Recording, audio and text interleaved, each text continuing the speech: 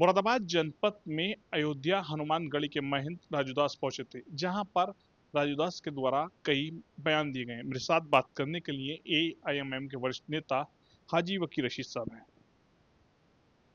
वकी भाई, मुरादाबाद में महंत राजूदास गिरी के द्वारा कई बयान दिए गए, किस नजरिए से देखते हैं उन बयानों जैसे ही मीडिया रिपोर्ट से पता लग रहा है जो उनके बयानात हैं। अब पता नहीं वो मुकर न जाए बाद में अपने बयानों से। तो उनके आप बयान जब सुनेंगे तो उनके सारे बयानों में जानकारी का बहुत अभाव है। और दूसरा, विरोधाभास बहुत है। कभी कहते हैं कि ये जो वक्फ का समर्थन कर रहे हैं या वक्फ बिल के जो अमेंडमेंट हुआ है उसके खिलाफ जो लोग बोल रहे हैं वो सब विपक्ष के लोग हैं और वो पता नहीं क्या क्या कर देना चाहते हैं। फिर दूसरी तरफ कहते हैं कि हमारा सरकार से कोई मतलब नहीं है, हमारा किसी पार्टी से कोई मतलब नहीं है। तो ये लोग सारे जो हैं वो सरकार द्वारा संरक्षित हैं, उनकी बातों से यही लगता है। और उनको बस समाज में छोड़ दिया गया है कि आप जो है वो समाज में तनाव फैलाएं। आप समाज के अंदर ऐसी बातें करें जिसके अंदर लोगों में दुश्मनी पैदा हो, वैमनस्य फैले, जहर फैले। तो ये उन्हीं का यही प्रोग्राम है।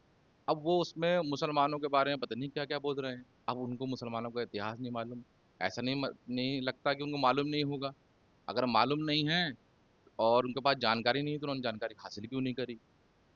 हिंदुस्तान के अंदर जब पहली जंग आज़ादी हुई तो सावरकर क्या कहते हैं, जो इनके आइडलॉग हैं, जो इनके हीरो हैं, वो क्या कहते हैं कि 1857 की जंग आज़ादी की लड़ाई बहादुर शाह जफर के लीडरशिप में लड़ी गई, उनके नेतृत्व में लड़ी गई। सारे मुसलमान उसके अंदर मौजूद थे, हिंदू मौजूद थे, सारे सब लोग मौजूद थे, तात्या टोपे मौजूद थे, झांसी की रानी मौजूद थी, नवाब मज्जू खां मौजूद थे। सब लोग मौजूद थे, सब लोगों ने मिलजुल कर तो सब ये करा था। जब अंग्रेज़ों को ये एहसास हो गया कि हम लोग इस देश के ऊपर जब तक हुकूमत नहीं कर सकते जब तक हिंदू और मुसलमान अलग अलग नहीं होंगे, तो उसी के बाद ही तो दंगे शुरू हुए। भाई बाबरी मस्जिद का जो पहला मसला खड़ा हुआ, जो पहला आप मुकदमा आप देखेंगे तो 1857 के बाद का है, जिसका फैसला बाद में 1880 में मुसलमानों के फेवर में आया था। तो इन्होंने मुसलमानों में और हिंदुओं में लड़ाई लड़ाने के लिए, दंगे कराने के लिए सब चीज़ें शुरू करी गई थी।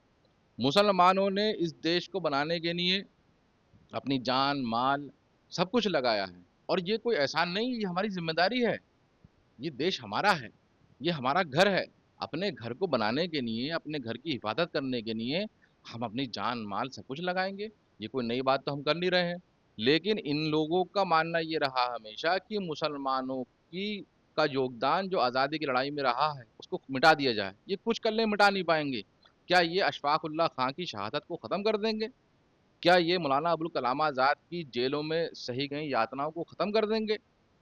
क्या ये बहादुर शाह ज़फ़र, जिन्होंने अपने देश से, उनको देश से निकाल दिया गया और रंगून में उनकी मौत हुई, क्या उस तकलीफ़ को ये ख़त्म कर देंगे या उस कुर्बानी को ख़त्म कर देंगे? क्या नवाब मज्जू खां, जिनको हाथी के पाँव से बनवाकर पूरे मुरादाबाद में घुमाया गया उनकी लाश को, तो क्या नवाब मज्जू खां की कुर्बानी को ख़त्म कर दिया जाएगा? नहीं कर सकते।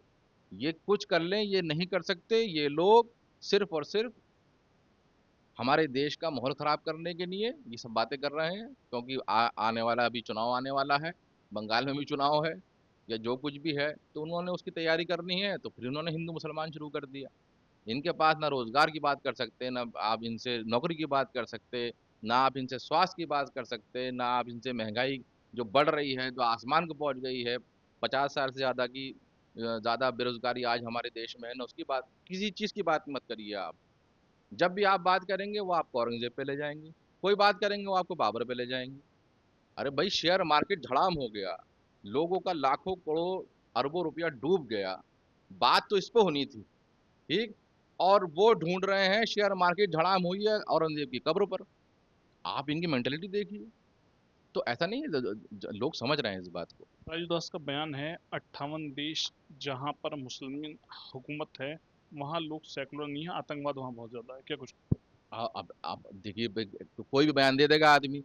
तो वो 58 देश अगर वो आतंकवादी देश हैं, तो उन आतंकवादी देशों को भारत की सरकार ने मान्यता क्यों दे रखी है? उनकी एम्बेसी हमारे यहाँ क्यों है भाई? हमारा हमारा देश उन लोगों को मान्यता क्यों दे करता है? जब वहाँ से लोग यहाँ पर आते हैं या प्रधानमंत्री मोदी जी वहाँ जाते हैं तो वो गले झप्पिए झप्पिए झप्पिए हबीबी हबीबी क्यों कर रहे होते हैं वहाँ पर? आतंकवादियों से गले मिल रहे हैं वो लोग। अभी यूएई के प्रधानमंत्री यहाँ पर आए थे, अभी कुछ दिन पहले की बात है। अभी प्रधानमंत्री जो है वो सऊदी अरब भी गए थे, उनको हाईएस्ट सिविलियन वहाँ का अवार्ड दिया गया, तो उन्होंने क्यों ले लिया आतंकवादियों से? तो इन आप इनकी मतलब इनके तर्क देखिए। आप आएंगे और कुछ भी बोल के चले जाएंगे, ऐसा नहीं है भाई। अगर अब वो आतंकवादी देश हैं तो आपके ताल्लुकात क्यों हैं? आप तो पाकिस्तान को आतंकवादी देश घोषित नहीं कर पा रहे, आप करिए ना घोषित। आपके पाकिस्तान से ताल्लुकात हैं क्यों? आप ट्रेड बंद करिए ना। आप चाइना से ट्रेड बंद करिए। चाइना ने हमारे देश की 2000 किलोमीटर हमारी जमीन दाब रखी है। वो कह रहा है कि वक्फ बोर्ड ने ये जमीन दाब रखी है। अरे भाई, वक्फ बोर्ड की तो जमीन थी, इसलिए वो दावा कर रहा था। यहाँ तो दूसरा देश आया है चाइना, वो हमारी जमीन दाब के ले गया, और हम 56 इंच की छाती दिखा भी नहीं पा रहे ना, लाल आंख दिखा पा रहे हैं वहां पर। आप इस पे क्यों नहीं आंदोलन कर रहे? कैलाश मानसरोवर आज भी चाइना के कब्जे में है। ये महंत जी जाए ना वहां पर, जाए ना, और वकी रशीद को भी आवाज लगा दें, देखें पहले कौन। वकील रशीद जाएंगे? अरे बिल्कुल जाएंगे, क्यों नहीं जाएंगे? जब मुगलों के ज़माने में, औरंगज़ेब के ज़माने में कैलाश मानसरोवर पर चाइना ने कब्ज़ा कर लिया था, तो उसको आज़ाद किसने कराया था? औरंगज़ेब ने क्या उसको आज़ाद नहीं कराया था क्या? उसको छुड़वाया और हमारे हमारे हिंदू भाइयों को तोहफ़ा दिया। तो आज तो सो कॉल्ड हिंदू हिंदू हृदय सम्राट की सरकार है, तो क्यों वो हमारा कैलाश मानसरोवर, जो हम हिंदू भाइयों का सबसे पवित्र स्थान है, वो क्यों नहीं दिलवा पा रही सरकार? वो यूं नहीं दिलवा पा रही। सब मिले हुए हैं, sub article of memorandum sign कर कर कारोबार कर रहे हैं। चाइना के सारे प्रोडक्ट यहाँ बिक रहे हैं। भाई आप कह रहे हैं कि चाइना के प्रोडक्ट मत खरीदिए। अरे भाई, आवाम जब खरीदेगी, जब मार्केट में होगा। आप बॉर्डर से यहाँ मंगवाई क्यों रहे हैं? आप बैन लगा दीजिए। तो आप इनकी जितनी बातें देखेंगे, मुस्लिम देशों को बारे में बुरा कहना, बात मुस्लिम देशों को बुरा नहीं कहना है इन्होंने, इन्होंने असल में मुसलमानों को बुरा कहना है। बाहर के आदमी को कह के, असल टारगेट तो मुसलमान है इनका। इनके आप बंच ऑफ थॉट पढ़ लीजिए, इनकी आप वी नेशन डिफाइन पढ़ लीजिए। जो इनका हेडलॉग है, जो इनके इंटेलेक्चुअल माइंड्स हैं, जो इन लोगों ने लिखा है, वो उसमें तो साफ साफ लिखते हैं कि ये तो मुसलमानों से नफरत करते हैं, ईसाइयों से नफरत करते हैं, दलितों से नफरत करते हैं। ये तो बस ये चाहते हैं कि किसी तरीके से मनुस्मृति लागू हो जाए, बस। एक सिंगल पॉइंट प्रोग्राम है इनका। अगर ये लोग नहीं, ऐसा नहीं है, तो महन जी से आप बयान दिलवा दिए मनुस्मृति के खिलाफ। वो संविधान को पसंद नहीं करेंगे, मनुस्मृति को पसंद करेंगे। अब आप हमसे पूछेंगे आप आपको क्या चाहिए, तो हम कहेंगे हमें संविधान चाहिए। हम मुसलमान हैं, हमें इस देश में संविधान पर भरोसा, हमें इस देश में संविधान चाहिए। संविधान क्यों चाहिए? क्योंकि संविधान कहता है कि हर किसी को अपनी आस्था के मुताबिक जीने का पूरा अधिकार है। धार्मिक आस्था आपकी जो भी हो, आप उसको उसका पालन कीजिए। तो हमें तो ये संविधान चाहिए। ये संविधान एक अच्छे हिंदू को भी चाहिए, एक अच्छे मुसलमान को भी चाहिए, एक अच्छे ईसाई को भी चाहिए, एक अच्छे दलित को भी चाहिए। अगर किसी को नहीं चाहिए तो वो इन्हीं को नहीं चाहिए होगा। आप पूछ लीजिए।